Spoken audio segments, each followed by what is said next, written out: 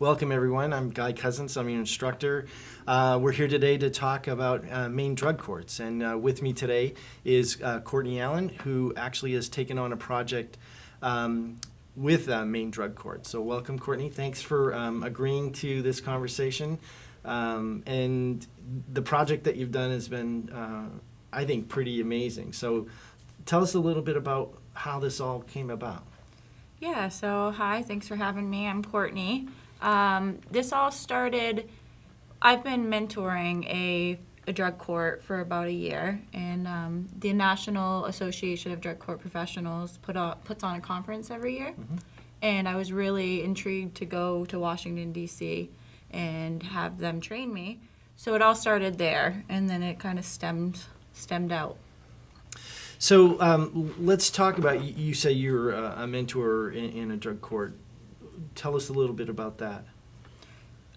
So I graduated a drug court in 2016, and from that I found a lot of people that needed a little bit of support around drug courts, and I was offered an opportunity to start mentoring and build peer relationships. So when we talk about the project, one of the things that happened was that once you were able to get an invitation to the National Association of Drug Court Professionals, you approached me. Right. And what was happening for you with that in terms of? So I knew that the National Association was an amazing opportunity to learn a lot, but I believed that we could build on that and really make it a full scope through looking at, kind of like a backwards triangle, I think is how you explained it to me, starting from the bottom, the Maine Drug Courts, the peers position that I had in it, and that's just the bottom of the triangle. And then I started to look at the middle of the triangle, which is our drug courts here in Maine, and then going to the national conference, the top of the triangle, to really get a full perspective. And from conversations that we had, we also saw that there was potential for further learning in terms of your educational background as well, or your education in your degree process. So from the conversation, an independent study kind of evolved and developed as a result of that conversation. Yep, exactly. I've been studying mental health and human services, concentrating in addiction, so it really fit well with my degree. Good.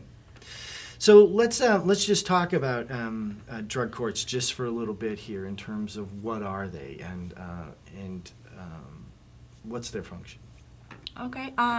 Drug court is a specialty docket. So there's two different types of judicial process. It's the traditional judicial process, the punitive approach, which is where we see people going in and out of the jails, more of a punishment approach.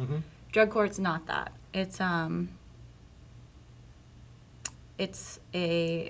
non-traditional approach where they build a team of specialized people to compass around this person that has substance use disorder and criminal addictive thinking. And they build a team of people, usually encompassed by the judge, the case manager, treatment provider, the DAs on the team, and then maybe a few other people may join as well to get a full perspective of what may be the underlying issue of the criminal offense. Okay. So I think they've referred to drug courts also as an alternative sentencing kind of option for people. So you mentioned that just the straight adjudication process is really much more of a punishment model, punitive model, whereas the drug court and alternative sentencing looks more for the rehabilitation and the restoration of justice, so to speak, not only for the victims, but also the people who are involved in the crime. Yes, exactly. Okay, good. So you were, as part of the construct of the work that you did, you were asked to do a number of different things prior to going to the conference. What sort of things did your professor ask you to do? Well, my professor asked me, I started by looking at the documents that go along with the drug courts. There's two very foundational documents that keep drug courts going.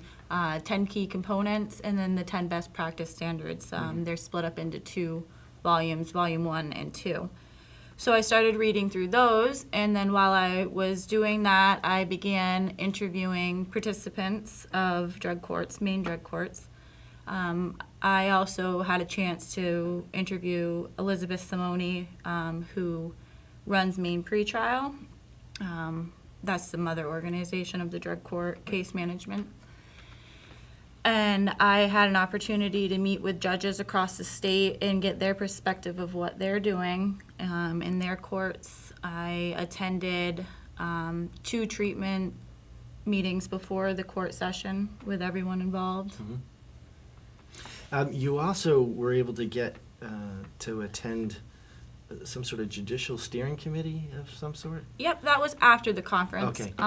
Yep, I sat with Honorable Nancy Judge Mills and the statewide steering committee, and we talked, and I got to be part of their process of moving drug courts forward. Nice. So the kind of the literature review and the meeting with pretrial services, some judges and some participants happened all before the conference. Exactly. And then you attended the conference. Tell me a bit about the conference, because that's from what I know, it's a very large conference. It was a very large conference.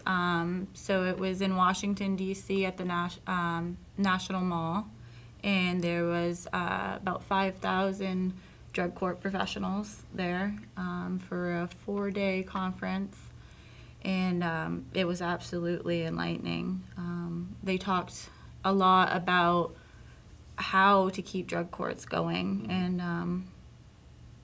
and what that looks like in the future. And am I accurate in saying that different states presented different kind of topics to discuss in terms of what's working in their states, what are some lessons learned, so to speak? Yep, so there was breakouts all 4 days, and people brought in what was going on in their states, what was working and what was not working. You didn't write about it, but tell me some of your experiences in some of those breakout sessions in terms of what you saw other states doing and lessons learned, so to speak. So I stuck with a lot of the peer breakouts, and I learned about multiple states that were building very strong and very supported peer programs. They have integrated the peers to the point that they offer one to every client, and there's been a lot of success in that model, and there's been some downfalls to that model. And I also learned that it's in the newest stages of research, so there's not a lot of concrete evidence on the model yet. Right. So some of the downfalls that you spoke about that other states talked about in their breakouts, what are some of the things that they talked about? They talked a lot about boundaries. Yeah. That it was it was a working process on what that looks like for each court and how to really make it an ethical process. So when we talk about boundaries, and these are some of the conversations that I've had with people in the state of Maine, is that oftentimes it's around a peer, not just a peer, but anyone on that court team staying within the role that's assigned to them as part of that team. So when we're talking about boundaries, it's oftentimes those sorts of staying within the scope of what it is you're being asked to do. Yeah, exactly. I experienced that in the court team sessions. I think we all come in with these hats. We've got many hats, and staying with the right hat on can be a challenge sometimes. Yeah. I think that, and my experience has been too, that there's a lot of best intentions that everybody has, but sometimes in our exuberance and our passion, we sometimes step over the line, and that's when we end up challenging the process in terms of those boundaries. Yeah, yeah. I found that Maine's strongest, the strongest thing that Maine Drug Courts has going for them is the people that work in them. Mm-hmm. The passion and the compassion that they have towards this population. Yeah. So let's talk about Maine drug courts and just what kind of exists here in the state of Maine in terms of capacity around drug courts. Okay. So we have 11 specialty dockets across the state. They span over Something like 7 counties or seven something? counties, yeah. I wanted to say 8, but it's 7. 7 counties. It's 3 different types, though, so it's broken down into 3. We have adult drug treatment court, and then we have family treatment drug court, co-occurring disorders court, and then an offshoot of that is co-occurring veterans court. Okay. Yep, they exist on the same docket, but they serve 2 different populations. Right. Interestingly enough, I think we've mentioned this when we were in class together, is that there used to be juvenile drug courts here, but those were actually terminated because of budgetary reasons, not because of efficacy in terms of whether they worked or not. But I think that was probably about 5 years ago. So 5 years ago, that'd be 2012, around when drug courts were discontinued because of budgetary reasons, which if we think about that sort of conversation, one of the reasons drug courts and alternative sentencings are used is to actually meet the needs of the individual, reduce recidivism, reoffending, right? Mm-hmm. And then we also know it costs less. Yeah, for every $1 that we invest in drug courts, $27 can be saved. So there's some forward thinking of Yeah. Budgetary savings immediately, but losing $27 for every $1 spent on corrections. So when we talk about the adult drug courts here in Maine, adult, family, and the co-occurring courts, how does someone get access to that? What's the eligibility in terms of determination around who's appropriate to be in a drug court? Okay, so there's 2 different types. The adult treatment court and the co-occurring courts are criminal dockets. The people that apply for that court, the target population is a high risk, high need, which means that they are people that have a substance use disorder, diagnosed moderate to severe substance use disorder. And then they also have failed out of other types of like probation, or they've been through multiple treatment facilities, and they're not doing so well in those programs. And then they have to have a criminal charge pending. Okay, so a number of different things need to exist and be present for someone to be eligible for that. So from conversations that we've had, it's that team, and you mentioned all the players before, the judge, the person's lawyer. There's oftentimes a treatment member that's part of that, a case management. Sometimes, depending on the level that they're at, they're either it's probation or parole, somebody from Maine Pretrial Services. So that team really is part of that determination process of whether they meet the eligibility and criteria and whether they're going to be a good match for them. Yes, absolutely. The judge makes the final decision, but he listens to the team perspective and gets all the perspectives and then makes the final decision. Okay. So just to point out, it's a he or a she, because there are some female drug courts. Mary Kay Kennedy, I think, is the drug court judge in Androscoggin County. So the judge, because, and you used the word specialty docket before, that's the description that the judicial system uses for drug courts. They're the ones responsible ultimately for the disposition of participants or not participants in their court. So they do have the final say. But depending on the judge, I guess that has a lot to do with how that team process works. Yes. Yeah. There's, I've heard from conversations with other people as well, is that the personality of the drug court oftentimes is a conglomeration of the different members that make up that team. Mm-hmm. Would you agree? I would agree, yeah. Yeah. So we've talked about Maine Drug Courts, the different types, the different people in terms of eligibility.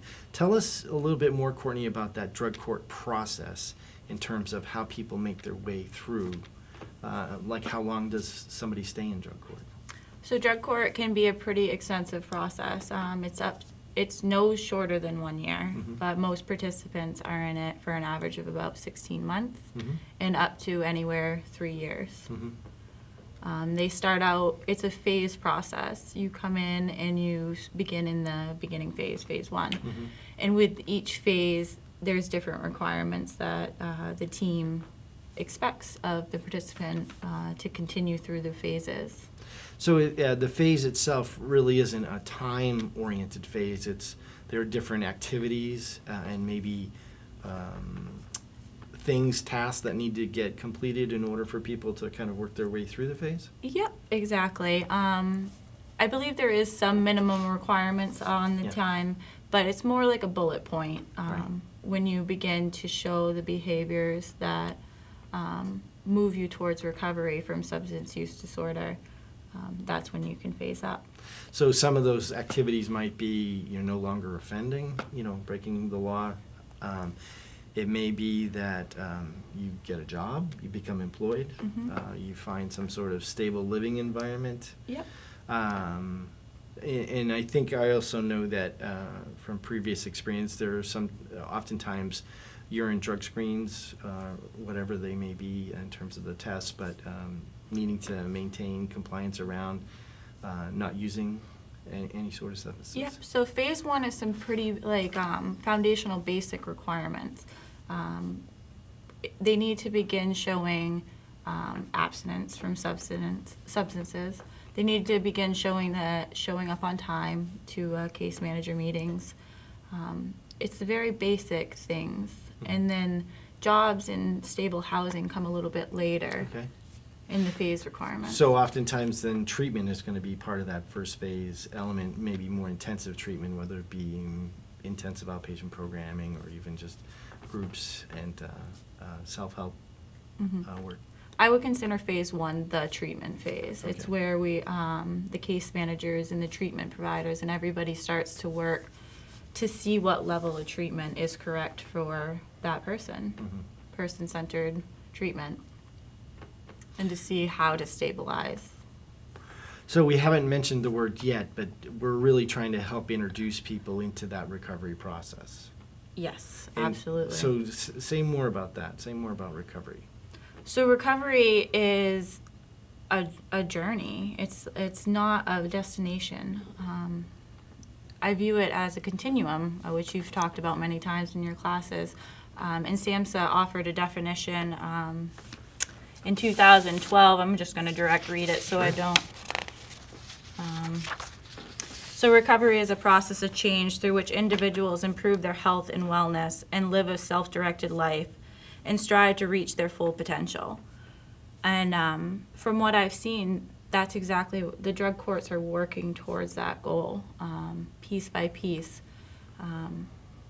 because it is just a journey, and it's one little step at a time.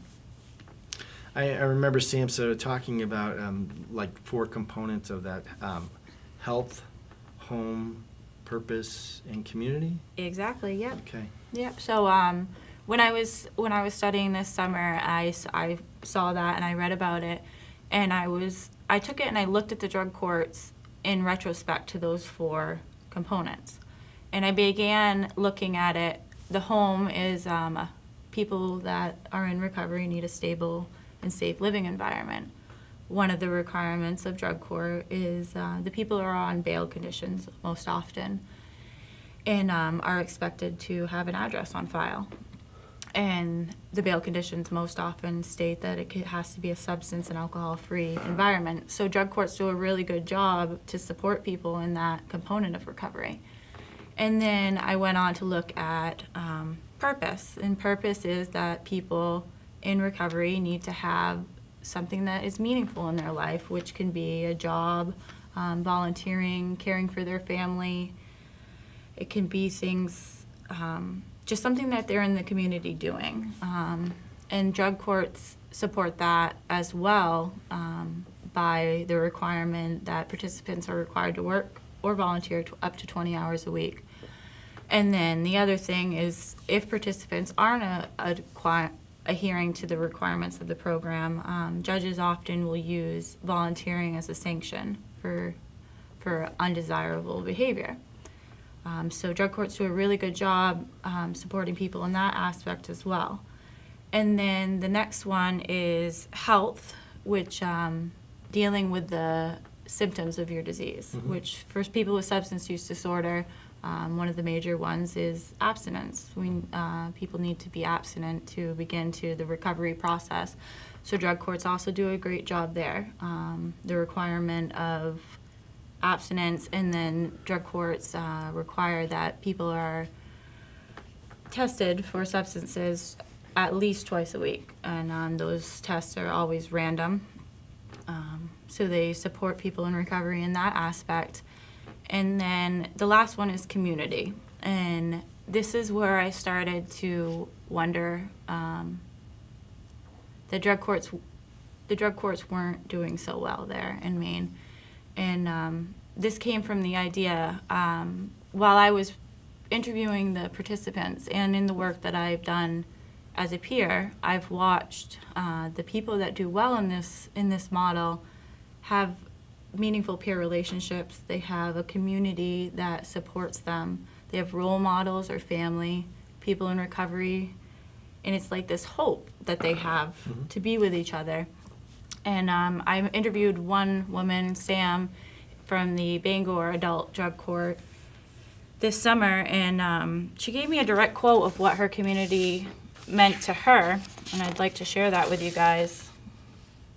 So Sam said that the community surrounding 12-step fellowships has been the foundation upon which I built my recovery. People who have been exactly where I'm at, loving me and guiding me through a new way of life. Kind of like the saying, it takes a village to raise a child, it takes a community to raise up a person with substance use disorder. And then on the other hand, the people that I have interviewed or I've been around that weren't doing so well in the model spoke of lacking these types of connections. They didn't have supportive family and no friends. They, for whatever reason, weren't affiliated with a self-help group. And I found the correlation that lack of community was something that drug courts could really work towards improving.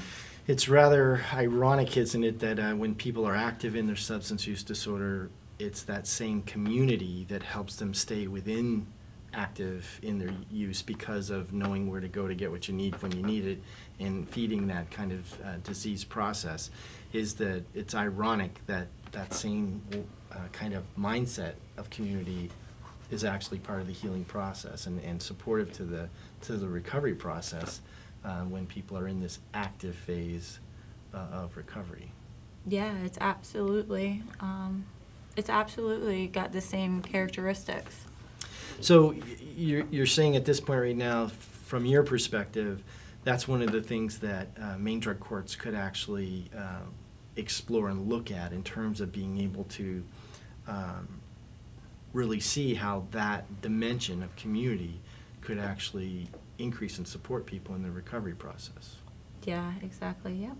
And so the role that you have with the court you're connected to, tell us a little bit more about your role as a peer there. So right now I'm just a really natural support. I still attend all the drug court sessions with the judge and the team and the participants, and they all have my number and not anything, but a lot of things that they may need help with.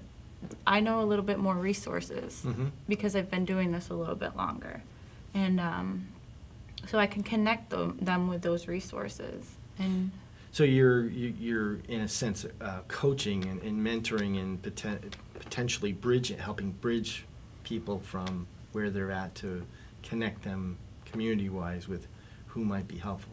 Yeah, like bridging the gap. Yeah. sometimes I found that people in recovery, people in active substance use are enmeshed in this culture of use, and drug courts are able to kind of pull them into a drug court culture. And then I found that as a peer, I'm able to bridge the gap from the drug court culture to the recovery community culture. I remember reading a source that you quoted that nationally, drug courts have a 75% success rate in terms of people completing it and non-offending. Yep. For the next 2 years, 75% of people do not re-offend. Right. So I'm just thinking that in terms of Maine drug courts, that if in fact we wanted to be able to help change and shift a number like that, that there are some things that potentially we can do to help make that more effective. Mm-hmm. And your perspective is that from what you saw, not only in learning about drug courts, seeing and hearing it from a national level, and hearing how other states are attempting to integrate peers more into the drug court team, that's certainly something that Maine can explore and to see how effective it could be for them. Yes, absolutely. It all stems from the recovery-oriented systems of care. That service delivery is person-centered and involves recovering people. So that's it'll be interesting to see how Maine is able to move forward with that.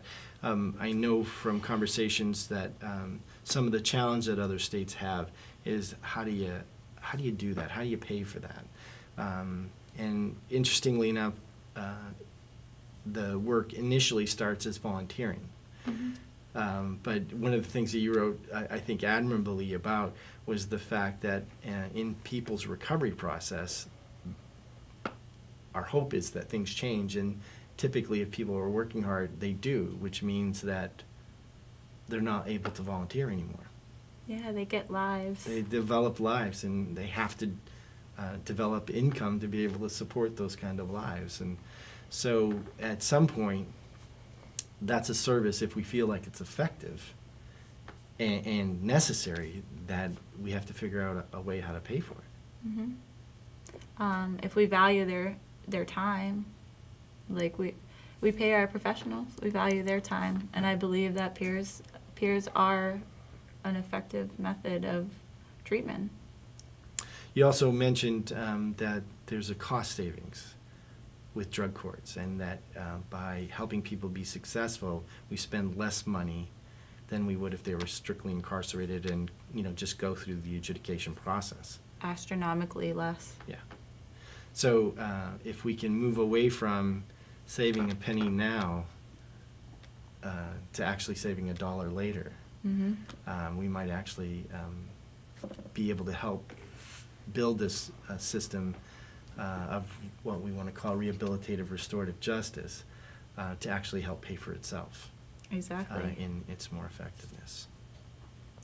Well, I have to say, Courtney, I've enjoyed the summer with the work that you've been doing and getting a chance to read and experience the things that you've learned and experienced from the journey. Yeah, it's all been a journey. It has. So I appreciate all the hard work that you've done and all the pieces of communication that you've created as a result of your project, and your willingness to be able to sit for a discussion today so that you can actually share your learning experience with other people going forward. And I appreciate your willingness to create the video so you can help other people learn about Maine drug courts and the specialty dockets that exist here in Maine. Yeah, the model of drug court is one of a kind. They're doing great work. I'm glad that I could share it with others. Great. So I want to thank you, Courtney Allen, for being part of this discussion. We want to thank Greg Kenneborus for the taping of it as well. And just hope you're able to gain some of the knowledge that's been experienced here with this project. Thank you.